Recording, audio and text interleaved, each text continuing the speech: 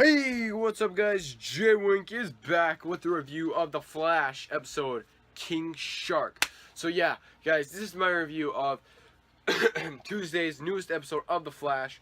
Well, The Flash new episode that aired on Tuesday. So yeah, guys, here we go.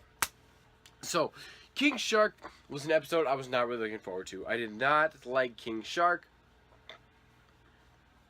I just thought, all it's gonna be is just a filler episode, and I don't like that because it's not really anything. King Shark was killed, or supposedly killed, when Harrison Wells showed up in the middle of the season, and King Shark was gone, taken care of, but he was actually captured, and he got out, and so then the two people from Arrow come over and come to help Barry, and I didn't really, learn about them a whole lot. They weren't a big part of the episode, because the biggest part of the episode was the relationships between, well, everything that went on in Earth 2. It was finally revealed, and it was finally revealed who Zoom was, because Zoom is Jay Garrick / Hunter Zolomon.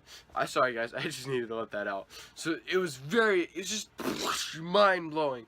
So yeah guys, that blows my theory out of the water that Jay Garrick is the guy in the Iron Mask. So yeah, sorry about that. But it was very interesting. From what I've heard, that it is not Jay Garrick, it is Hunter Zolomon. The character is Hunter Zolomon.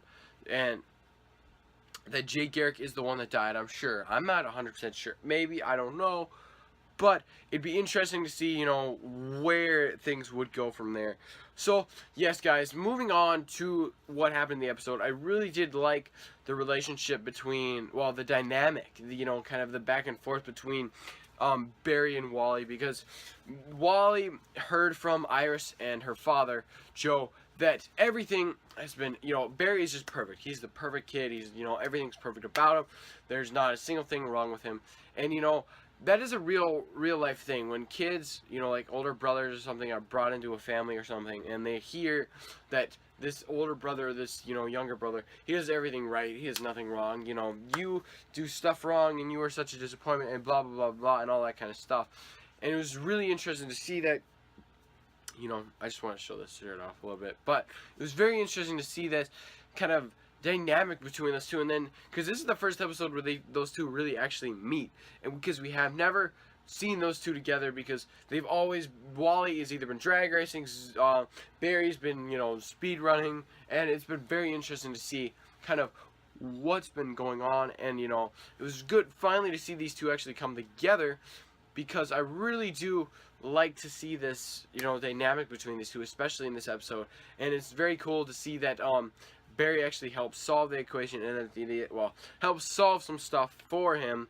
But at the end of the episode, Joe's like, no, this was you. You did it on your own. And look, Barry, he's not perfect. He does stuff wrong. Even though we say that he is, the only reason why we're holding him up to such high standards is because we're used to it, in a way, and because his father was wrongly accused for his mother's death, and blah blah blah blah blah. And it was a very emotional scene for Joe, and I think the actor who does him has the most emotional scenes I've ever seen besides Grant Gustin. I think those two do some of the most amazing jobs for series performances in this show, well, in any comic book show ever, I'd have to say, besides some other shows. But definitely, I really did like this episode, even though King Shark seemed like a weird character, and I thought the CGI for King Shark was pretty good. In some parts, it was kind of, when he bursted in through the house, it kind of looked, kind of okay, but it didn't look horrible. And I understand it's not the easiest thing to do on a TV budget, but I thought that they did very well with it. And also, I did like seeing Cisco and Caitlin have to go on with, him have to talk about what happened in Earth 2, and that she's actually, her doppelganger is Killer Frost, and that, she's a bad guy, and at the end of the episode, she gives him a little prank. So, yeah, there is that comedic part about it. And also, moving on to kind of Barry's kind of problem. He has a huge problem throughout the entire episode that he can't talk about Earth 2, and he really wants to talk about it because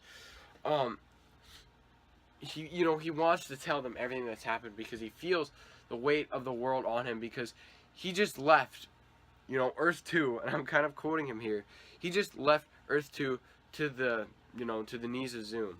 To the hands of Zoom, because now Zoom, he's gonna do whatever he damn well pleases to Earth 2, because nobody's gonna stop him. There's no speedster to stop him.